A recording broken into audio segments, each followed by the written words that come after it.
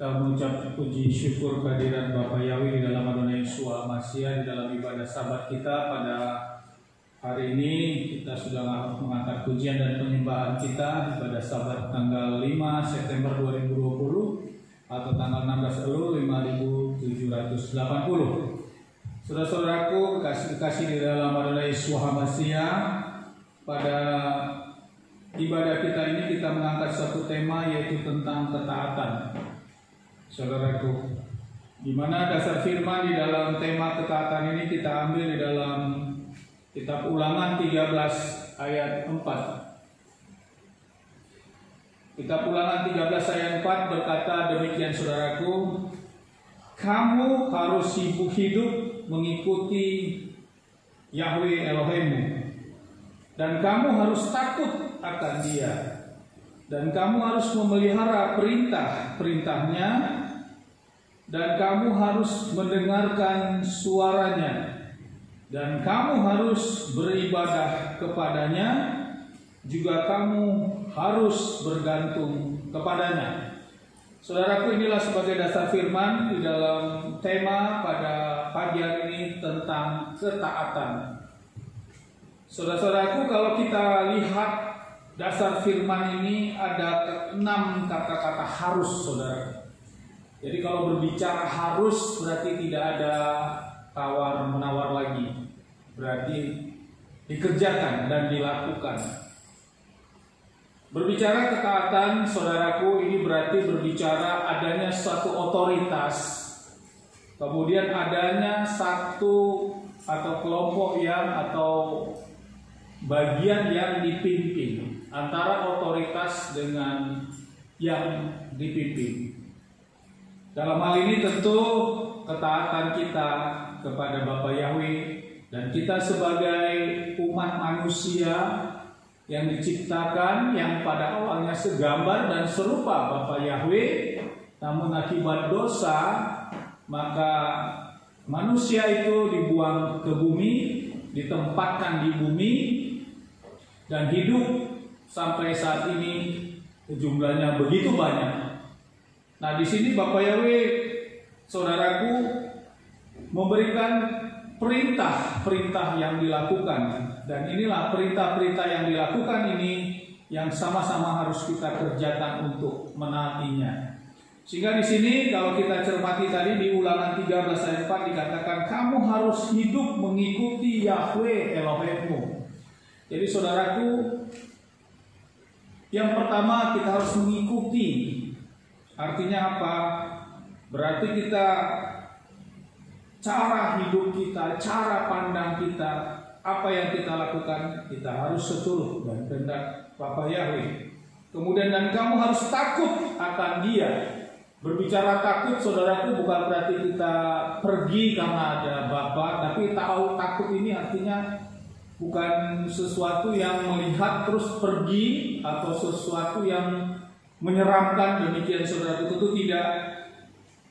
Kamu harus takut akan Dia, artinya adalah bahwa kita melakukan apa yang diperintahkan dan dilakukannya dengan sungguh-sungguh dan ketulusan hati, saudara.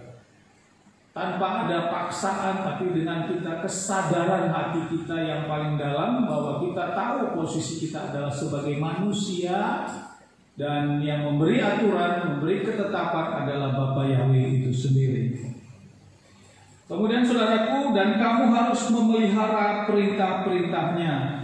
Berbicara memelihara, saudaraku, kita dalam menjalani kehidupan ini, tentu kita dihadapkan dengan dunia, kehidupan di dunia, banyak sekali tantangan yang harus kita hadapi.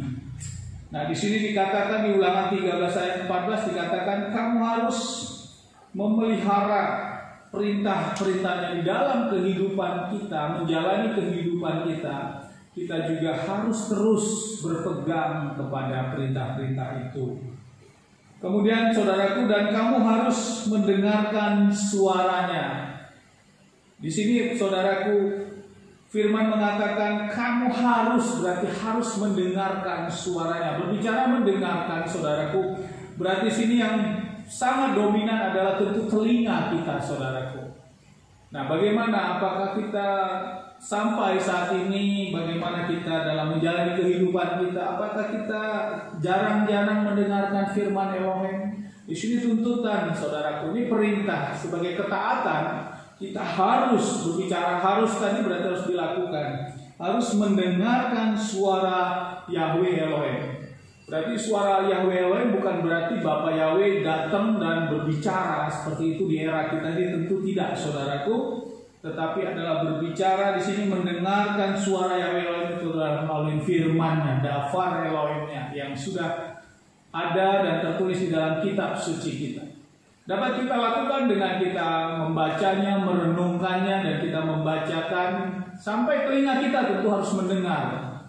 Karena di sini dituntut adalah kamu harus mendengarkan suaranya. Kemudian juga bisa melalui multimedia yang sekarang di era kita begitu banyak, saudaraku, di dalam cuplikan-cuplikan atau rekaman-rekaman. Namun kita tetap harus memfilter satu firman-firman yang disampaikan itu harus kita filter juga. Namun firman tidak pernah salah, namun mungkin penjabaran terhadap firman ini yang tentunya harus kita lakukan filterisasi dengan firman yang ada, sehingga arah kita tidak akan berbeda sesuai dengan keinginan firman tersebut. Kemudian saudaraku, dan kamu harus beribadah kepadanya. Berbicara harus beribadah kepadanya, saudaraku, berarti ini suatu sikap, ada suatu tempat yang disiapkan tentunya. Karena beribadah itu adalah sarana yang ada, dan di situ kita ada berkumpul dan melakukan bersama-sama memuji dan menyembah Bapa Yahweh. Tentu disiapkan di zaman sebelum di zaman Yeshua HaMashiach, berbicara tentang kamu harus beribadah kepadanya, ini dilakukan di Bait Elohim, di rumah atau tempat yang disiapkan bagi bangsa Israel. Mulai bangsa Israel keluar dari Mesir dibawa oleh Musa, Bapa Yesus sudah memerintahkan untuk melakukan tempat ibadah. Pada waktu itu berarti kemah-kemah pertemuan, saudaraku. Dan selama 40 tahun berjalan, kemah-kemah ini dipasang. Saat tiang awan sudah berhenti, itu berarti menandakan Bapa Yahweh menghendaki perjalanan itu berhenti. Dan disitulah bangsa Israel memasang kemah-kemah pertemuan Bait Elohim, dan mereka melakukan ibadah di situ, saudaraku. Seperti yang dicatat dalam firman bahwa perjalanan selama 40 tahun di padang gurun, bangsa Israel yang dipimpin Musa melakukan 42 kali perhentian, saudaraku, sampai masuk ke tanah Kanaan. Berarti ada 42 kali kemah itu harus dipasang, saudaraku. Kemudian tiang awan itu akan bergerak, maka menandakan bahwa kemah pertemuan itu dibongkar lagi, kemudian pindah lagi melanjutkan perjalanan. Dan setelah itu baru dibangunlah Bait Elohim itu sendiri, saudaraku. Nah, kemudian Bait Elohim dibangun di zaman, tentunya di zaman para nabi, dan setelah di zaman Yeshua HaMashiach, saudaraku, maka Bait Elohim itu dinyatakan di dalam diri kita sendiri. Nah, namun dalam hal ini dikatakan dan kamu harus beribadah. Ini menyatakan suatu persekutuan yang harus dilakukan. Jadi saudaraku, tentang ketaatan ini adalah salah satunya kita untuk melakukan itu. Namun dengan situasi sekarang, situasi pandemik yang ada, dan negara kita juga masih melarang untuk melakukan suatu perkumpulan yang besar, maka kita juga harus taat, saudaraku, dan kita berjuang untuk melakukan juga sama seperti saat ini, melakukan ibadah di tengah keluarga kita masing-masing, saudaraku. Dan ini adalah melakukan hal tentang kamu harus beribadah kepadanya. Selanjutnya juga kamu harus bergantung kepadanya, saudaraku. Ini yang keenam, saudaraku. Harus yang keenam tentang ketaatan. Berarti kita harus, berarti bicara harus bergantung, saudaraku. Berarti tidak ada kita kepada ilah-ilah lain lagi. Kita tidak datang kepada penyembahan yang lain. Kita tidak bergantung juga kepada manusia di dalam menjalani kehidupan kita. Nah, ini kita harus memahami ini. Namun sekarang, saudaraku, kita puji Tuhan, kita sudah dikembalikan di dalam pemahaman akan firman, sehingga kita datang untuk harus bergantung kepadanya, menyembah kepada Tuhan yang memang disembah oleh bangsa Israel, yang disembah oleh Bapa Abraham, Ishak, dan Yakub, dan seluruh bangsa Israel yang namanya disebut adalah Yahweh Elohim. Di dalam Juru Selamat kita namanya yaitu Yeshua HaMashiach. Jadi kita bersyukur kita sudah masuk dan memahami hal ini, dan ini menjadi iman teguh kita, saudaraku. Jadi berbicara ketaatan ini ada 6 di dalam Ulangan 13 ayat 4 ini, saudaraku. Saudaraku sekalian, di dalam Adonai Yeshua HaMashiach, Mesias kita dan Juru Selamat kita yang hidup, selanjutnya kita lihat mengapa kita harus taat. Dari 6 tadi, maka kita akan lihat tentu bertanya, mengapa sih kita harus taat demikian, saudaraku? Saudaraku, bahwa ketaatan ini memang perlu kita sampaikan. Di zaman sekarang kita tentu banyak yang masih belum melakukan ketaatan secara sungguh-sungguh. Cenderung kita melakukan suatu ketaatan saat kita lagi ada musibah, lagi kita menghadapi permasalahan, ya, kita menghadapi suatu keadaan yang tidak nyaman. Disitulah kita melakukan memanggil nama Bapa dan sungguh-sungguh. Namun di saat kita dalam keadaan sukacita, saat kita melaksanakan kegembiraan, mungkin keuangan berkelimpahan, kemudian kehidupan pergaulan kita sangat banyak, kita lupa dengan Tuhan Bapa Yahweh yang menciptakan kita. Jadi ini yang dikatakan ketaatan yang belum sungguh-sungguh, saudaraku, masih semu, saudaraku. Jadi saat ada masalah, saat ada tekanan, saat ada problem, baru saat itulah kita datang. Setelah problem itu selesai, masalah itu selesai, kita menjalani kehidupan, kita kendor lagi, lupa lagi. Berarti kata ketaatan ini persentasinya tentu masih dikatakan rendah, saudaraku. Untuk itu pada pagi hari ini kita direnungkan lagi, mendapat renungan pagi ini mengapa kita harus taat tersebut, saudaraku. Sehingga kata taat ini dituntut untuk setiap saat, dan kita justru harus makin naik level ketaatan kita kepada Bapa Yahweh dalam menjalani kehidupan ini, baik dalam keadaan masalah ataupun tidak ada masalah, saudaraku. Dan kita juga harus belajar, saudaraku. Di dalam dunia kemiliteran, saudaraku, berbicara ketaatan ini memang merupakan suatu di dalam kehidupan manusia. Saya kasih contoh sebagai dunia militeran. Ketaatan ini merupakan sesuatu harga yang wajib, saudaraku, dilakukan oleh prajurit-prajurit. Karena di dalam sumpah prajurit juga berbicara tentang ketaatan terhadap atasan, saudaraku. Ini di dalam kehidupan manusia, organisasi manusia saja, saudaraku. Kita harus taat. Mungkin sama juga di organisasi di non-kemiliteran, mungkin di sekolah untuk anak-anak, kemudian di organisasi yang lain, tentu dituntut adanya ketaatan. Seperti saya sampaikan tadi di dunia militer, saudaraku, sesungguhnya dunia militer tidak dituntut orang yang cerdas dan yang pintar seperti itu, saudaraku. Yang prioritas utama di dalam kehidupan militer adalah orang yang loyal, saudara. Orang yang taat dan loyal. Kenapa? Karena itulah yang menjadi suatu sikap psikologi yang dapat menggerakkan suatu organisasi. Tapi kalau orang yang pintar namun tidak taat, tidak loyal, maka inilah yang akan menghambat dalam suatu organisasi, saudara. Kenapa? Karena di dalam suatu organisasi ada pemimpinnya dan ada yang dipimpin. Sama seperti halnya Bapa Yahweh sendiri. Ada Bapa Yahweh sebagai Elohim kita, Tuhan yang kita sembah, dan kita sebagai umat manusia. Saya ilustrasikan di dalam organisasi kemanusiaan, manusia seperti itu. Sehingga artinya apa? Ketaatan dan keloyalitasan ini sebenarnya berbanding lurus, saudara. Dan itu berangkat dari dalam hati yang sungguh-sungguh, ya, sehingga tidak ada pemberontakan terjadi. Itulah arti ketaatan. Apalagi kepada Bapa Yahweh kita, Sang Pencipta kehidupan kita.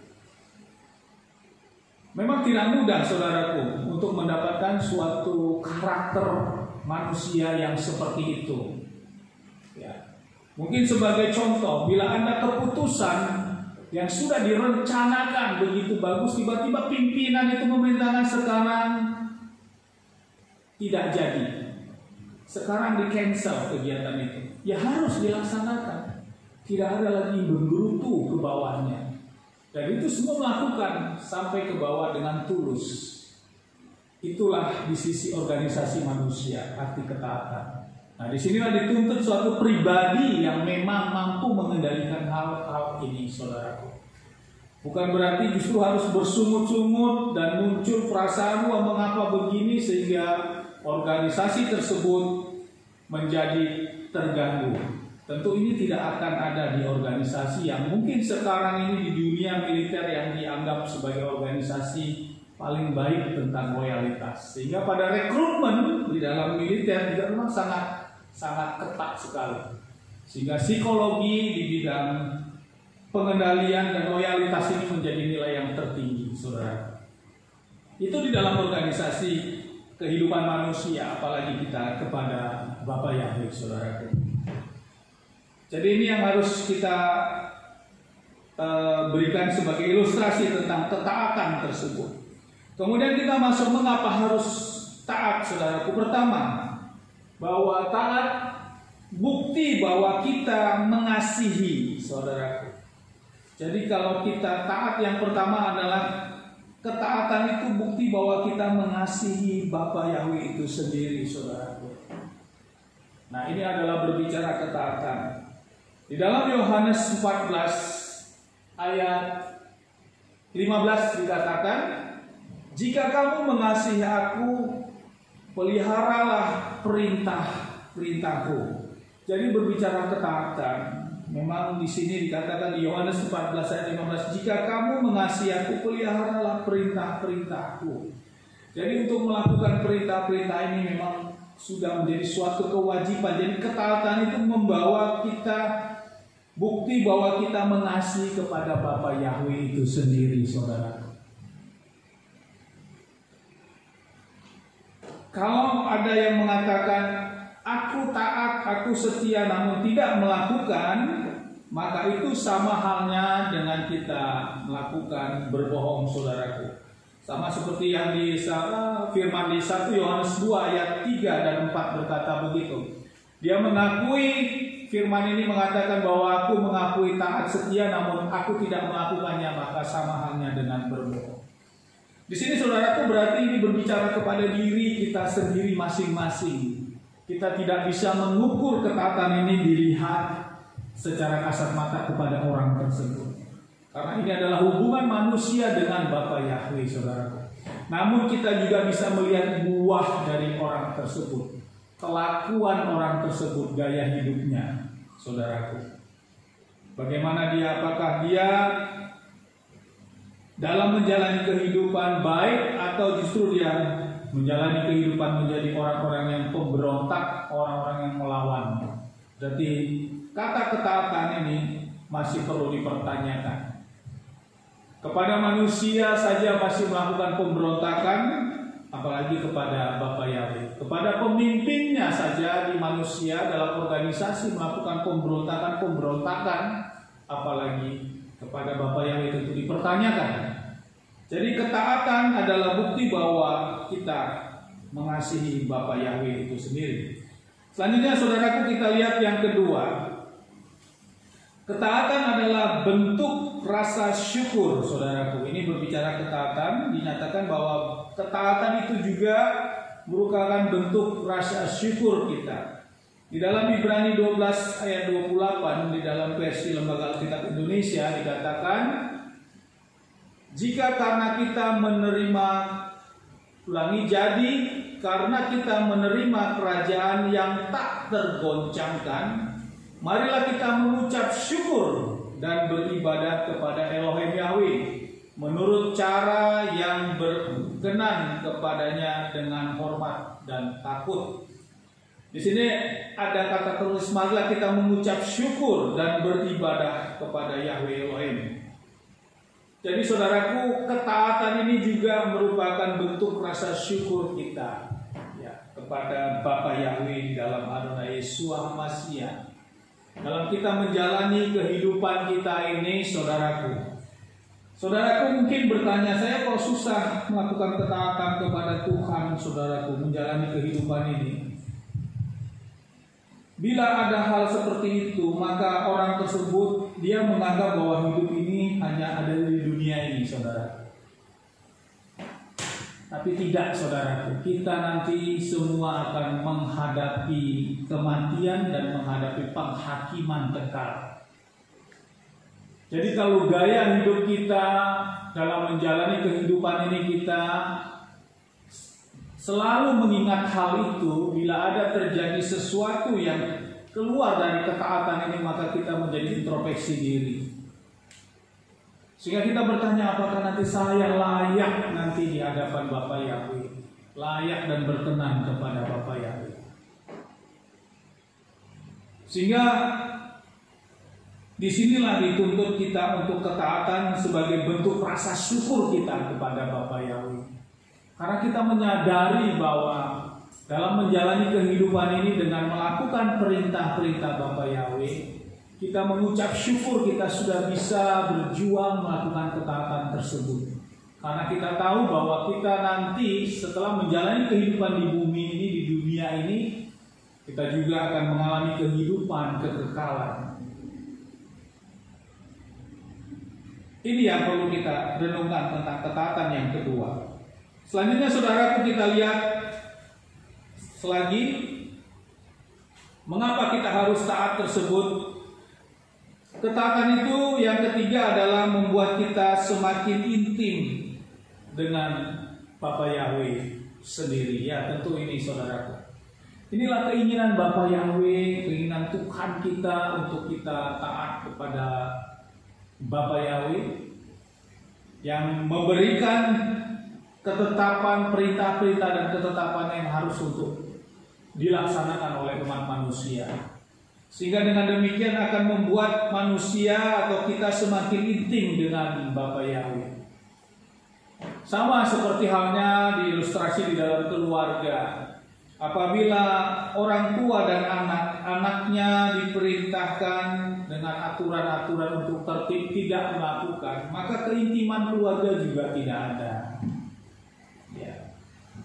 Sama juga di tengah keluarga ada permasalahan atau ada suatu yang harus diikuti bersama-sama, namun bila tidak ada keharmonisan maka keintiman itu tentu tidak ada. Maka yang ketiga ini, ketaatan membuat kita semakin intim dengan Bapa Yahweh. Kita lihat sebagai dasar firman-Nya di Mazmur 145 ayat 17 sampai 18. Yang berkata ayat 17, Yahweh Elohim itu benar dalam segala jalannya dan kasih setia dalam segala perbuatannya. Ayat 18, Yahweh Elohim dekat dengan semua orang yang berseru kepadanya dan semua orang yang memanggil dia di dalam kebenaran.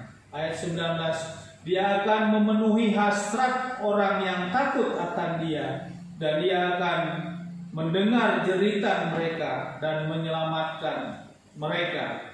Jadi saudaraku, di Mazmur 145 ayat 17 sampai 19, saudaraku, di sini dikatakan bahwa di ayat 18, Yahweh Elohim dekat dengan semua orang yang berseru kepadanya. Berbicara dekat ini adalah berbicara keintiman karena adanya ketaatan tersebut, saudaraku. Sehingga apa, di ayat 19, sehingga memenuhi apa yang diinginkan hasrat orang itu yang takut akan Bapa Yahweh, dan dia akan mendengarkan jeritan mereka dan menyelamatkan mereka. Jadi suatu keintiman kepada Bapa Yahweh diawali dengan kita yang mengambil sikap, saudaraku, karena memang Bapa Yahweh itu sudah mendahului mengasihi kita sebagai umat manusia dengan datang, dan Bapa Yahweh menjadi wujud sebagai manusia, menempatkan wujud sebagai manusia dan mengorbankan dirinya karena kasihnya yang begitu besar. Sehingga lewat kasih yang begitu besar disalib, mati dan dikuburkan untuk menebus dosa-dosa kita. Jadi Bapa Yahweh sendiri sudah melakukan kasih atau ketaatan melakukan itu sampai mati, saudaraku. Yesus HaMasiah sudah melakukan sebagai contoh dan teladan. Dan di ending-nya adalah Yesus HaMasiah bangkit dan naik ke Samaim. Inilah ketaatan Yesus HaMasiah yang sudah memberikan contoh teladan kepada kita manusia. Nah, kita dituntut untuk ke sana, saudaraku. Sehingga dengan ketaatan membuat kita semakin intim dengan Bapa Yahweh. Artinya kita juga jangan mempersalahkan, kok doa saya belum dijawab ya, kok permintaan saya belum ada reaksi, belum ada sesuatu yang berkembang ya. Berarti kita lihat bagaimana keintiman kita kepada Bapa Yahweh di dalam Adonai Yesus HaMasiah. Karena firman ini jelas dikatakan, firman itu tidak salah, saudara. Sehingga ayat 19, dia akan memenuhi hasrat orang yang takut akan dia. Arti hasrat di sini adalah permintaan-permintaan kerinduan dia, Bapa Yahweh, membuka jalan, saudara. Inilah ketaatan yang ketiga. Mengapa kita harus taat? Dengan ketaatan yang ketiga menimbulkan intim dengan Bapa Yahweh, lebih intim. Tentu ini terus, saudaraku, kita berjuang, sama-sama berjuang, sehingga makin hari makin kita berjalan. Yang kecil akan menjadi remaja, ketaatannya terus meningkat. Yang remaja menjadi dewasa, ketaatannya terus meningkat. Yang remaja menjadi dewasa, dan dewasa menjadi orang tua menjadi kakek-kakek atau nenek-nenek, dan sampai dipanggil waktunya kelak. Maka proses keintiman ini terus makin ditingkatkan, dan level kesetiaan itu makin terus ditambahkan. Itulah berbicara ketaatan. Selanjutnya, saudara, kita lihat ketaatan yang keempat.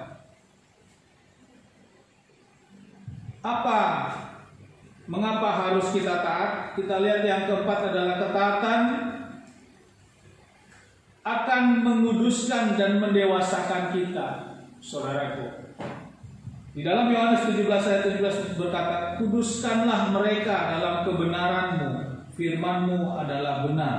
Ya, kita ulangi, kuduskanlah mereka dalam kebenaran-Mu, firman-Mu adalah benar. Jadi ketaatan itu juga akan menguduskan dan mendewasakan kita, saudaraku. Ini yang keempat.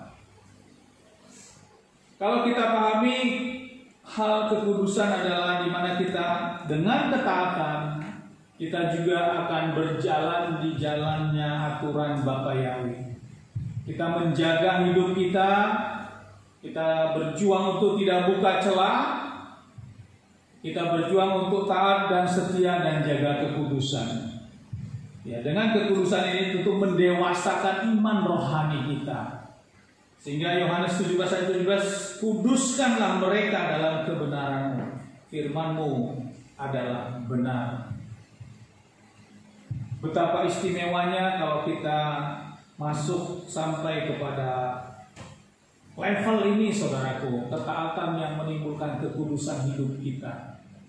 Kita tahu bahwa kita untuk menjalani ketaatan ini, kuasa si jahat setan juga terus bekerja. Karena prinsip si setan adalah dia kebalikan daripada apa yang diperintahkan oleh Bapa Yahweh. Bapa Yahweh memberikan berkat, maka setan akan menjatuhkan, memberikan kutuk. Demikian, saudara. Bapa Yahweh memerintahkan untuk damai sejahtera, maka setan bekerja untuk memberikan manusia menjadi tidak damai sejahtera. Itulah. Jadi cara kerja si jahat, si setan ini tidak akan keluar daripada cara dan ketetapan Bapa Yahweh sendiri, namun dengan versi yang berbanding terbalik atau yang negatif. Kalau Bapa Yahweh tentunya memberikan suatu aturan, perintah-perintah yang benar, yang lurus sebagai aturan-aturan, yang namun setan bekerja untuk bagaimana agar perintah itu tidak dilakukan oleh manusia. Seperti yang kita lihat bagaimana di Taman Eden manusia sudah dilarang untuk memakan buah, tapi setan menggoda untuk tetap memakan buah dengan cara tipu muslihat. Nah, untuk itu maka poin yang keempat, dengan ketaatan akan menguduskan. Ini sesuatu hal yang luar biasa, saudaraku, bila hidup kita masuk dalam yang keempat ini, untuk kita taat untuk menuju kepada kekudusan. Dan ini kita harus sama-sama berjuang menuju ke sana, saudara. Sehingga kita di dalam menjalani kehidupan ini bukan proses yang menjalani kehidupan yang mengalir saja, iman rohani kita mengalir saja, berjalan saja. Ya, kalau namanya mengalir, ketemu batu ya ketabrak batu, ketemu kayu ya ketabrak kayu.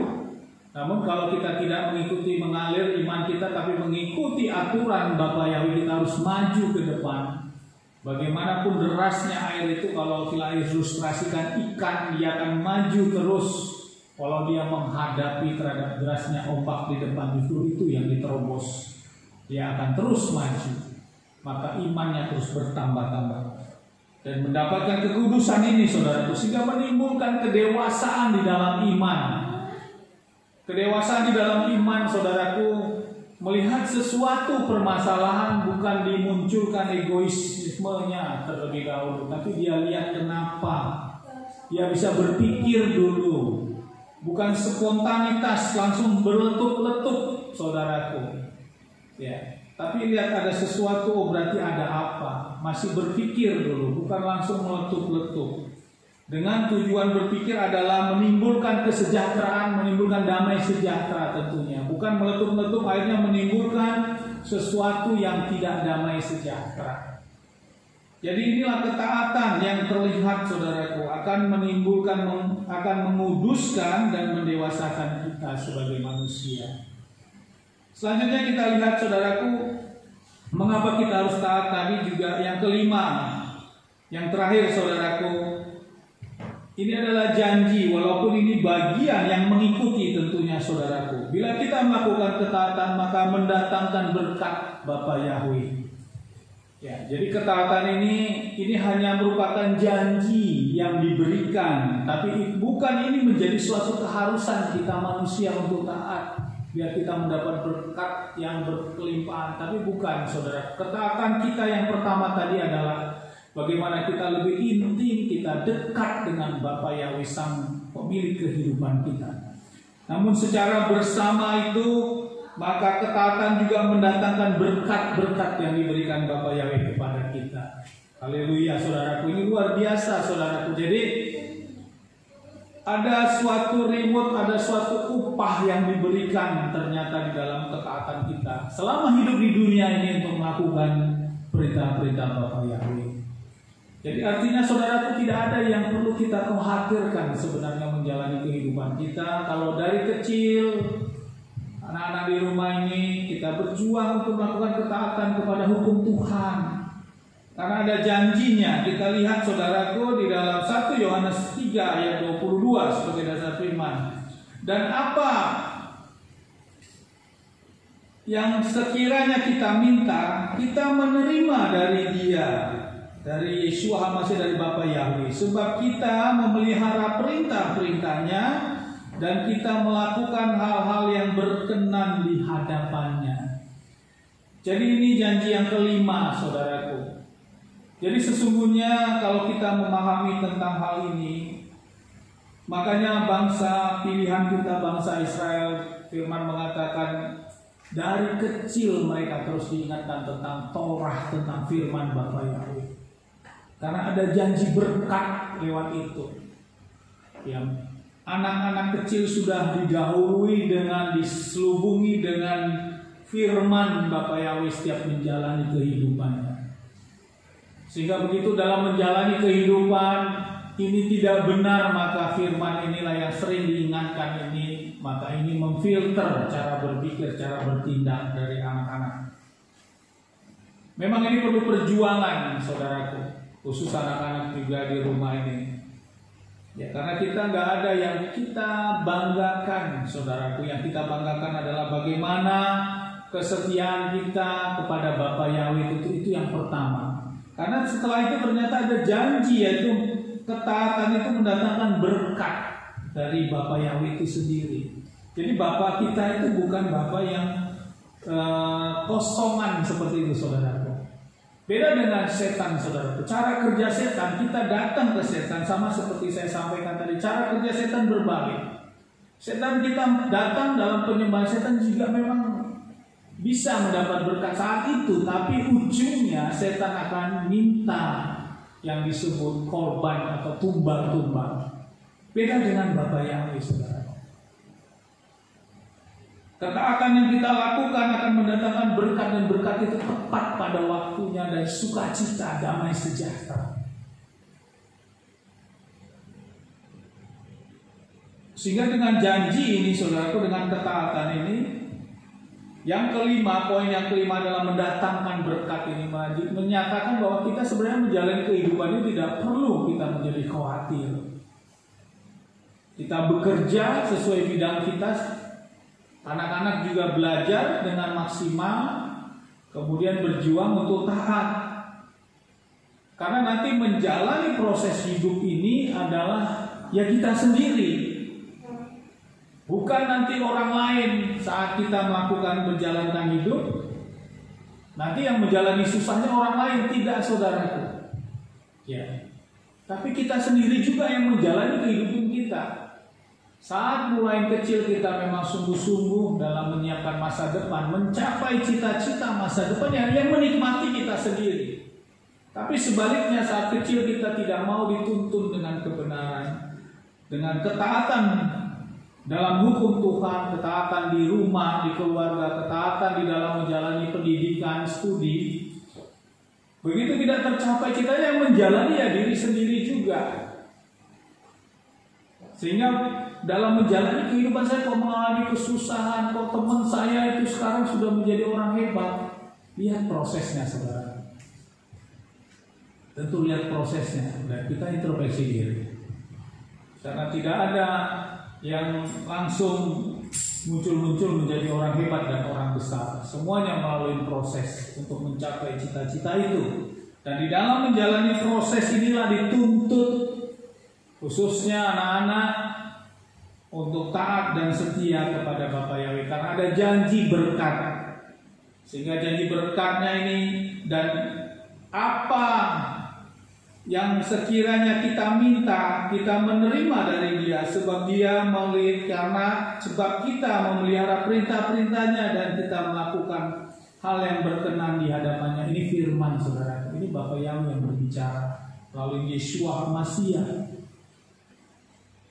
Sehingga di dalam Ulangan 18 tentang janji berkat dikatakan ayat 1, dan apabila engkau mendengarkan dengan baik suara Yahweh Elohimmu dan berhati-hati melakukan semua perintahnya yang telah aku perintahkan kepadamu hari ini, maka Yahweh Elohim akan menempatkan engkau di tempat yang tinggi dan mengatasi segala bangsa di bumi, dan seterusnya ke bawah, dan berkat ini akan diberikan kepadamu. Di sini dikatakan apabila engkau mendengarkan dengan baik suara Yahweh Elohimmu dan berhati-hati melakukan semua perintahnya. Ini berbicara ketaatan, saudara. Saudaraku, sebagai penghujung firman ini, ya, saya pribadi sebagai pengalaman juga sama saudaraku, untuk kita merintis, untuk bisa mendapat cita-cita. Ya, tidak bisa dengan kita bermain-main, dengan kita tidak jalan dari kebenaran-kebenaran yang ada, baik didikan-didikan orang tua, khususnya anak-anak yang ada. Kita mau dengar-dengar didikan itu dan melakukannya. Kemudian kita juga mau dengar dengan firman Tuhan. Sehingga apa yang kita harapkan, yang kita cita-citakan terbuka jalan, saudaraku. Ya. Ini janji dari firman, dan saya salah satu pelaku dalam untuk berjuang untuk mencapai cita-cita dengan melakukan ketaatan, tentu dengan ukuran saya saat itu, saudara. Sehingga puji Tuhan, cita-cita saya untuk masuk sebagai perwira militer dapat dikabulkan dan tanpa ada halangan. Waktunya dan waktu itu juga saya terima. Dan ini adalah merupakan kasih karunia yang diberikan. Jadi saudaraku, berbicara ketaatan yang ada disampaikan pada pagi hari ini bukan sesuatu yang firman yang hanya untuk didengar-dengar biasa-biasa saja. Sesungguhnya ini mempunyai otoritas yang besar dalam kita menjalani kehidupan ini, dalam rangka kita untuk mencapai tujuan kehidupan kita, bahkan tujuan kehidupan kekekalan nantinya, saudaraku. Terima, saudaraku, dapatkan iman kita untuk berjuang dalam ketaatan ini. Kita tidak bersungut-sungut. Kita mampu untuk terus bertambah, meningkat iman rohani ketaatan kita, iman rohani kita, kedewasaan iman kita. Di mana pola hidup kita tidak menimbulkan sesuatu gejolak yang menyebabkan tidak damai sejahtera. Tapi hidup kita dimanapun kita melihat, kita berpikir dulu apa yang harus kita berikan sehingga ada damai sejahtera dalam setiap kita menjalani kehidupan. Ada sesuatu yang benar, ada sesuatu yang tidak benar memang, saudaraku. Ada yang sesuatu memang ada sesuai rencana, tapi ada sesuatu yang tidak sesuai rencana. Tapi ada sesuatu yang lebih besar dari itu, yaitu ada timbulkan damai sejahtera tentunya. Bukan justru ditimbulkan suatu permasalahan dan itu diungkit sehingga tidak timbul damai sejahtera. Kita harus belajar banyak dalam hal ini. Inilah dikatakan kita mampu untuk mengendalikan diri kita mampu untuk menjadi buah dimanapun kita berada, menunjukkan bahwa kita berada, kita tidak menimbulkan kekacauan, tapi kita tetap tahu bahwa tujuan kita sama-sama membuat sesuatu hal yang baik, membuat sesuatu hal yang damai sejahtera. Dan berjalannya proses waktu, maka inilah yang dituntut terus bertambah-tambah. Itulah yang disebut tadi poin ketiga, keempat tadi, ketaatan akan menguduskan hidup kita dan mendewasakan kita sendiri akan firman Tuhan. Jadi kita menjadi pelaku firman yang sudah dewasa, bukan kanak-kanak. Bukan secara fisik kita kelihatan sudah dewasa, sudah tua, sudah umur, tapi ada sesuatu masalah sedikit saja langsung menimbulkan gejolak, kekacauan, menimbulkan tidak damai sejahtera. Untuk kita introspeksi diri tentang ketaatan kita. Inilah sharing firman kita pada siang hari ini.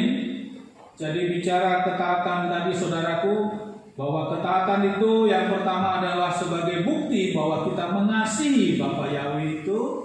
Yang kedua, ketaatan itu adalah bentuk rasa syukur kita kepada Bapa Yahweh. Ketiga, ketaatan itu membawa kita untuk semakin intim dengan Bapa Yahweh sebagai Elohim kita, Tuhan kita. Kemudian yang keempat, ketaatan akan menguduskan hidup kita dan mendewasakan hidup kita. Yang kelima, dengan ketaatan kita juga mendatangkan berkat Bapa Yahweh itu sendiri di dalam kehidupan kita. Biarlah dengan sharing firman kita pada pagi hari ini, dengan tema ketaatan ini, kita terus dikuatkan, kita diteguhkan untuk menjalani kehidupan ini. Kita harus berjalan, berjuang seturut dengan ketetapan dan perintah-perintah Bapa Yahweh untuk terus berjuang, tetap taat dan setia. Amin. Haleluya. Bapak yang memberkati, sukses besar buat kita semua. Haleluya. Amin.